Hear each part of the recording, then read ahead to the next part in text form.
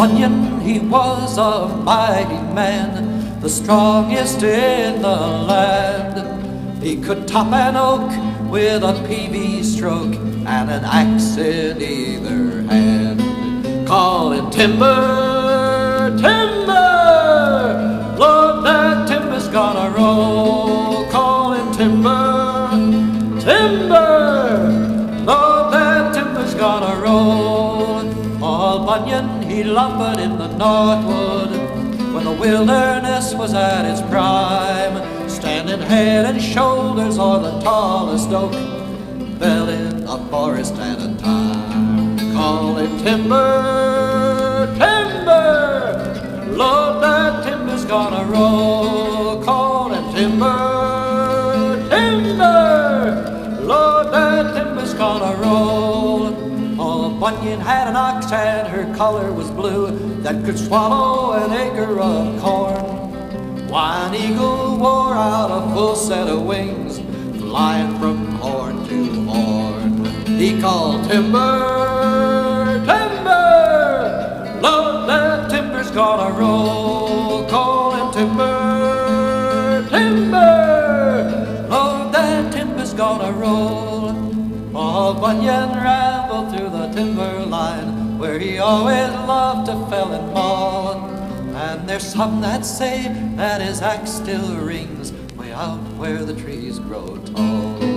Call it timber, timber, Lord, that timber's gonna roll. Call it timber, timber, Lord, that timber's gonna roll.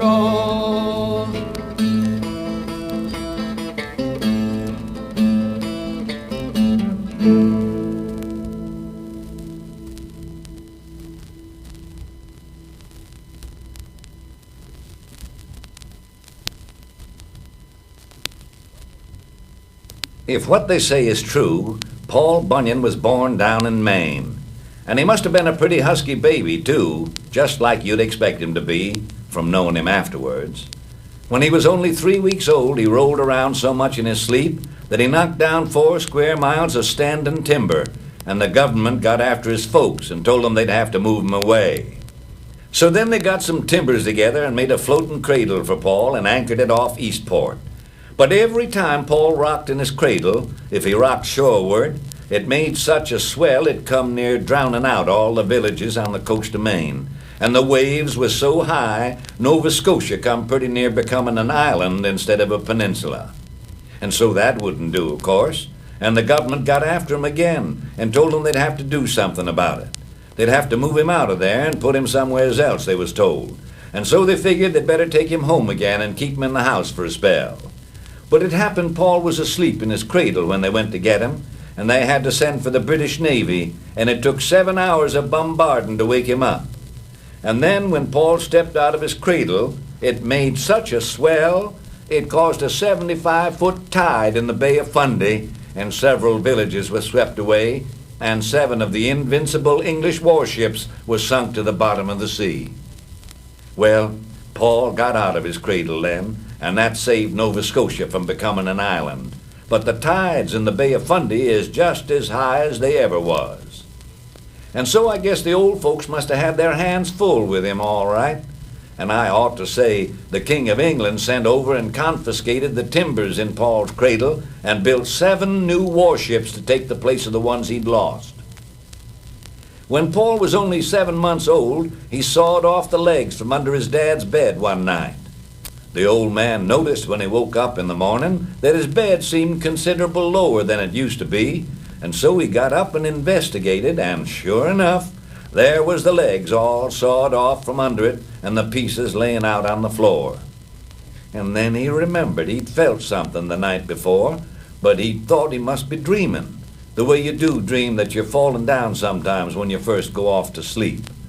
And he looked around to see who could have done it, and there was Paul, laying there sound asleep with his dad's cross-cut saw still held tight in his fist and smiling in his sleep as pretty as anything. And he called his wife, and when she come in, he says to her, "Did you feel anything in the night?" he says. "No," she says. "Is anything wrong?" "Well, just look here," he says. and he showed her the 4x8s laying there on the floor, and the saw in the kid's hand. "I didn't light the lamp when I went to get up this morning," she says, "and I guess I didn't notice it." "Well, it's Paul's done it," the old man says, "and I'll bet that boy of ourn is going to be a great logger someday. If he lives to grow up, he's going to do some great logging by and by, you just see. A whole lot bigger than any of the men around here has ever done." And they was right, all right. There ain't never been logging before nor since like Paul Bunyan done.